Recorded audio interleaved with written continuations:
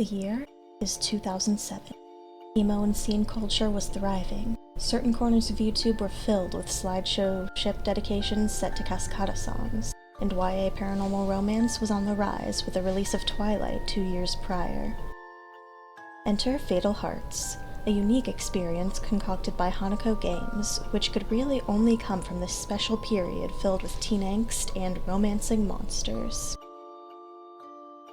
Hanako Games is an independent PC game developer mostly focused on adventure games and visual novels in an anime-inspired style. Their projects include Cute Night, The Confines of the Crown, and Long Live the Queen? Small world. Anyways, despite not being super into the paranormal romance trend going on at the time, I was very fond of visual novels, and my younger self had a specific love of Fatal Hearts. It was dramatic, slightly chaotic, absolutely dripping with the kind of angst my little emo self thrived on, and something about it made me remember it fondly for years to come. Today, I'm revisiting this old favorite of mine to see how well it holds up without the rose-tinted lenses. There will be major spoilers in this video, so please play the game yourself first if you're interested. In Fatal Hearts, you play as Christina Robinson, an average 15-year-old girl who's currently on summer break from school. There are 14 different endings to the game, with each choice you make pushing you towards a certain path. Most of the choices that directly affect the plot are pretty obvious, but don't discount the smaller ones either. One tiny, incorrect choice can drastically affect the ending. The game is divided pretty cleanly into 4 distinct routes. We'll go over each one individually, but first, let's recap the beginning of the game, which is pretty much the same for every path. We start the game out with Christina hanging out with her bubbly friend Lucy. The girls used to hate each other as kids due to their opposing personalities, but have recently reconciled their differences and started hanging out over the summer. When Christina goes home for the night, she has the first of a series of mysterious dreams that will plague her throughout the game. While hanging out with Lucy again the next day, Christina learns that her parents, the Torvilles, have been behaving strangely, staying out all night and avoiding their daughter. To get their minds off the weirdness, the girls head to the mall for some fun. Here we meet Tim and Randy, who will become important later. For now, they just invite the girls to a party. Lucy can either stick with Christina or accept the invitation, which is our first instance of her choices affecting the plot. When she goes home, Christina finds an unfamiliar cell phone in her purse. The next day, we don't hear from Lucy, which worries Christina as a young girl was murdered last night. To satiate her fears, she gets out of the house for a bit. Going to the library lets us meet Elizabeth, another friend of Christina's. Kind of. Christina describes Elizabeth as just a school friend, but from Elizabeth's perspective, it seems they used to be close before Christina started hanging out with Lucy, so the two of them clearly had different thoughts about their relationship. A walk through the woods causes Christina to stumble upon the body of another murdered girl, one who has a similar cell phone to the one placed in Christina's bag. We run away from the scene, not wanting to explain to the police why we were there. You'll never take me alive, coppers! And we're approached by a stranger offering a ride. This opens up the first branching pathway. If we ignore the offer, we get a call from Lucy the next day, and she explains that she wasn't responding yesterday because her parents had driven her to meet someone, an older man, who they wanted her to marry.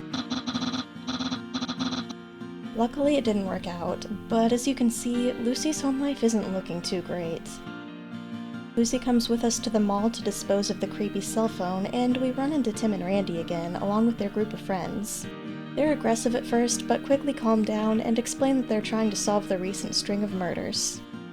That night, Christina has another dream, this time learning the names of the mysterious man and his love, Sebastian and Kirsten. The two want to get married, but can't yet because Sebastian has to go explore the world, and no, Kirsten can't come. The trip is far too dangerous for ladies. Sure, Jan. The bittersweet dream turns creepy very quickly as the scene changes to a spooky location with a man in a gas mask. Once we wake up from this terrible dream though, Lucy calls and asks if we can stay over, opening up another pathway. The final 2 routes are open if we don't stay with Lucy.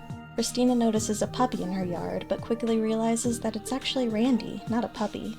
She's abruptly dragged from her home and taken to Tim and Randy's group, who are called the Wolfriemen, or as we later learn, Wolf Belt. Riemen. Wolfriemen. Wolfriemen. Please excuse me as I continue to say Wolverymen instead, it just rolls off my tongue better. With the group is Elizabeth, who's been rescued from becoming the next victim of the murderer after she went on a date with a strange boy. The gang is on edge with Christina's presence, but soften when they realize that she and Elizabeth are friends. All except Marta, who seems very protective of Elizabeth. Or maybe possessive is more like it. The group thinks the murders are being carried out by a cult working for a vampire, and since Christina can see through illusions, they want her to help take down the cult. The final 2 routes are opened up depending on if you choose to help the Wolverymen or have Randy take you back home. Before we look at each route individually and get a better grasp on some of our characters, we first need to discuss the Sebastian origin story, as it's important to understanding all the main plot lines. You pick up different pieces of the story in each route, giving you more incentive to achieve all the endings and put all the pieces together. As we've seen previously, Sebastian and Kirsten were a young German couple hopelessly in love. Sebastian was a nobleman who was destined to rule the hamlet they lived in. But first, he had to go on his manly journey, no girls allowed. And along the way, he met a vampire. Learning how dangerous she was, he pretended to fall in love with her and then ripped her heart out, returning home and keeping the heart for later. Back home, the hamlet is attacked by a group of serfs with the power to transform into wolves, the Wolverymen. Many people die in the conflict until finally Sebastian makes the decision to eat the vampire heart, gaining the powers of immortality and finishing off the attackers. Unfortunately, Kirsten is caught in the crossfire and dies. Now a vampire, Sebastian forms a cult dedicated to finding Kirsten's reincarnation so that he can turn her and the 2 of them can live together forever. Now, before Kirsten passed, and before the conflict got too brutal, a member of the Wolverymen came to Kirsten to discuss peace terms. The man claimed that his group was tired of toiling away all day with little compensation to show for it, while rich nobles ruled over them and disrespected nature. They proposed that the attacks would stop if Sebastian would agree to step down as lord and allow each person to own their own land and be their own lord. Kirsten, absolutely appalled by this suggestion, refuses to even tell Sebastian about it. Girl, do you realize how many lives, including your own, could have been saved if you'd told your boyfriend about this? Sure, Sebastian may not have agreed to the terms either, but at least if he knew there was a peace offering, the 2 groups could have gotten together to negotiate an acceptable compromise. The audacity! Now that we've established how to start each route and also learned some backstory, let's go back and look at each path individually, starting with Jeremy. Jeremy, the stranger who offers you a ride, represents one half of the vampire storyline.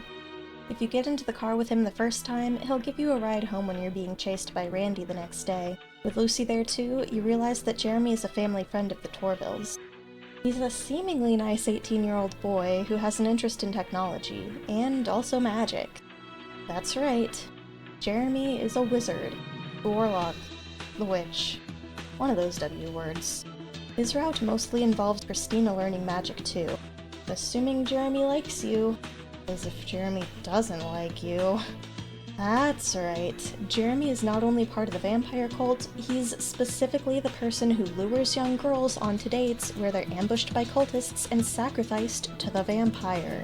And depending on your choices, Christina can be one of those people. But that's okay, 'cause, you know, they deserved it. They never even understood what was happening to them. They weren't real people, Christina. They had no dreams. They were nothing but meat. He's a real charmer. We won't discuss all of the endings on Jeremy's route, but I would like to focus on one. After Christina learns she's the reincarnation of Kirsten, Christina and Jeremy both manage to become immortal vampires, and they work on creating a better world together from the shadows. Their idea of a better world? Secretly getting rid of all of the people that they see as a drain on society. Criminals, drug addicts, and the street poor? I'm sorry, what? Look, I'm sure many of us love characters who dirty their own hands to protect the innocent and vulnerable. Angst isn't the only reason Jason Todd is my favorite DC character. But, this is a bit much, don't you think? Heck, I think even Light Yagami would have higher standards than this. Unfortunately for me, I think the game realizes that Jeremy can come across as terrible,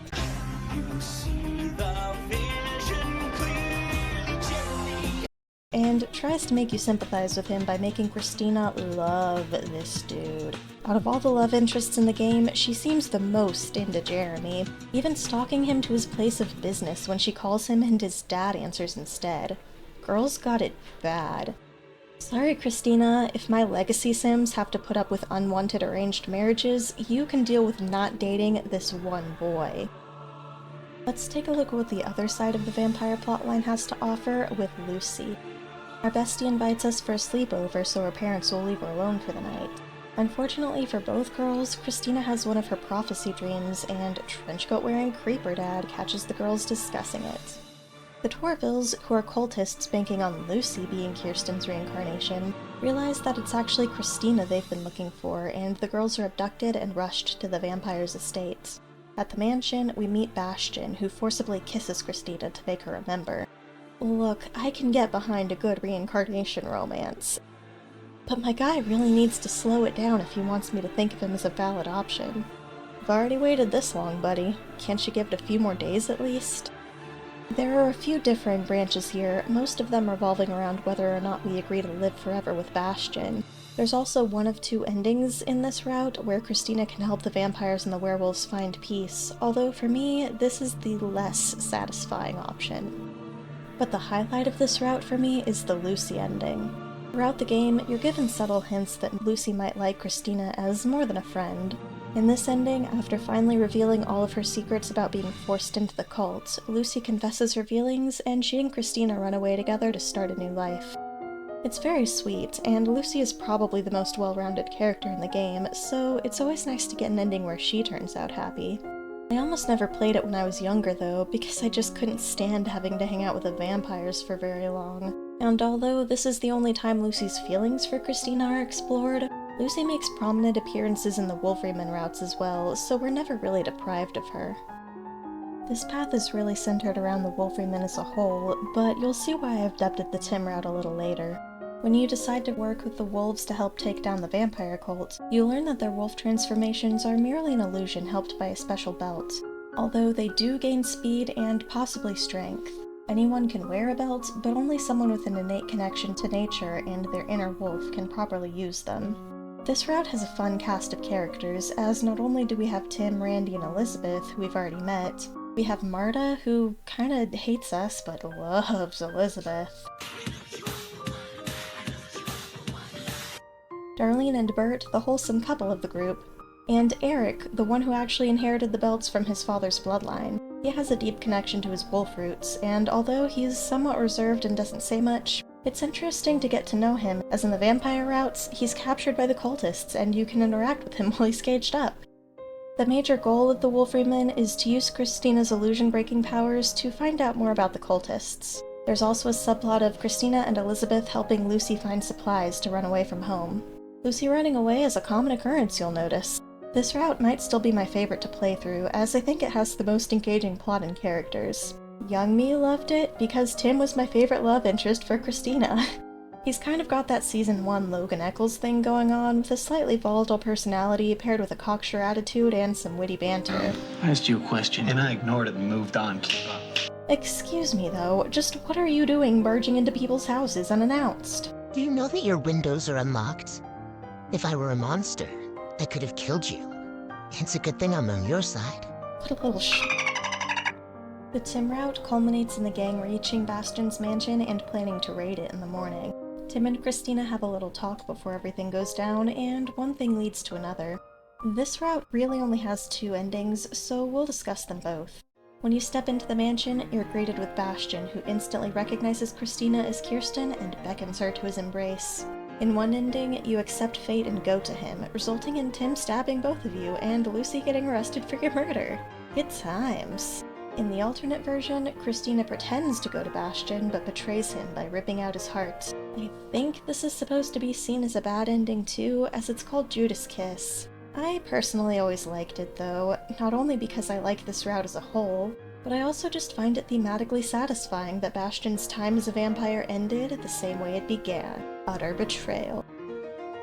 If you elect not to participate in a murder investigation and have Randy take you home, he'll stick around and protect you the next day, since you're involved now whether you like it or not. In this route, you and Randy spend time trying out a normal relationship in what I personally feel like is the sweetest romantic plotline of the game. Randy really is just a big puppy dog, and I think these two work well together. After getting closer, Randy reveals that he has a very ill sister who's probably not going to make it much longer.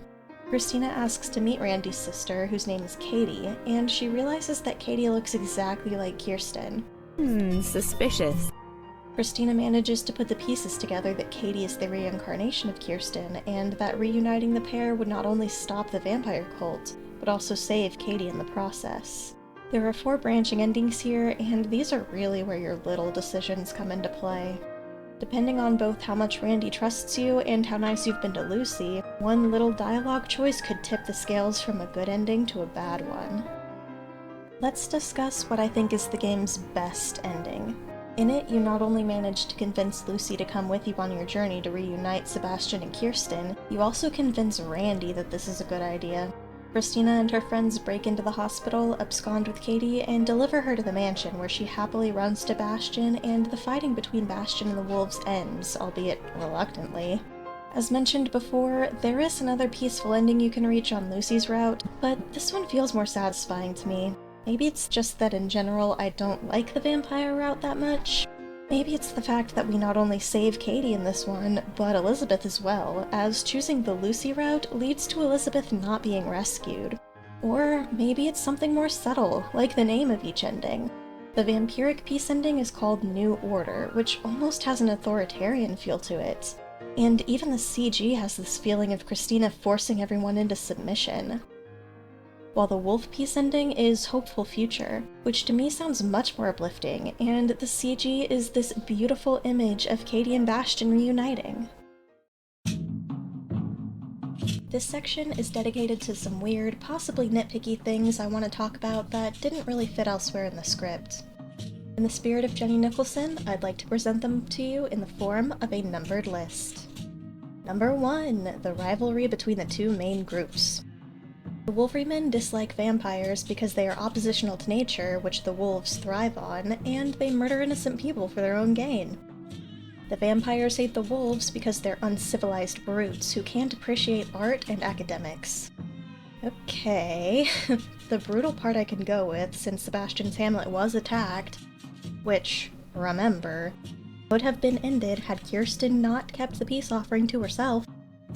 But modern-day Wolverine have nothing to do with the attacks of the past. The game tries to show Tim and Randy being unreasonable and quick-tempered, but it's not enough to justify hating them since they're literally trying to take down a serial killer. It's kind of understandable they'd be a little on edge. As far as the rest, I think the past wolves didn't really have much time to worry about art and culture. You know, since they were presumably starving farmers. As for the current wolves, they're a bit preoccupied with a murder investigation. And honestly, is it really that bad for someone to prefer spending time in the Rocky Mountains as opposed to the Met? Both are perfectly valid options. Shut up and get to the point! Right, sorry. My point is, I really don't think these 2 sides are balanced. Maybe some would disagree, but from the information given, I don't see much reason to side with the current vampire cult at all. Number 2, Kirsten's reincarnation. Our girl dies tragically and then gets reincarnated years later. Do all people in the Fatal Hearts universe get reincarnated, or was it a special circumstance? Bastion didn't cause it. He says that nothing he tried worked, and he was just eventually told Kirsten would be reborn. And where does Katie come into play? Yeah, different pieces of Kirsten were reborn into different people, Christina just happens to have the most pieces of her, yada yada yada. But if Kirsten's spirit has been broken down and transported to different people over the years, can either Christina or Katie truly be what Sebastian is looking for, his love coming back to life? How much of Kirsten's spirit needs to be present in one of these girls for her to fully be Kirsten? And if Christina and Katie do have bits of Kirsten, but remain firmly themselves, can Sebastian learn to love them for who they are, or will he always be comparing them to his lost love? Number 3, the cult. These cultists take it upon themselves to kill girls for their vampire overlord, but how do the cultists know that the girls they're killing aren't actually Kirsten? It's not like being a reincarnation is obvious, as Katie likely wouldn't have been found without Christina's help. Unless the cultists present the girls to Bastion to ask if they're the correct one before the sacrifice is done, which would make our boy more culpable than he lets on. Number 4. The Wolf Belts. The belts were originally crafted to help channel their inner animal spirit and create the illusion. Does this count as magic, or is this just their superior connection with the natural world at play? Do they have to use their belts for the illusions to work, or is it just a tool to help guide the connection? These kids need the belts, sure, but could people who have trained with this ability for years pull it off without them? We see that Randy appears as a puppy more so than a wolf. Does the transformation have to be canine adjacent? Could someone with an innate connection to a bird gain bird-like abilities? It seems like there are so many possibilities that could be fun to explore.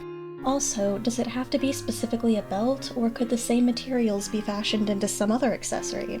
After all, it doesn't have to be worn like a belt. Just look at Elizabeth, she's wearing hers like a dog collar.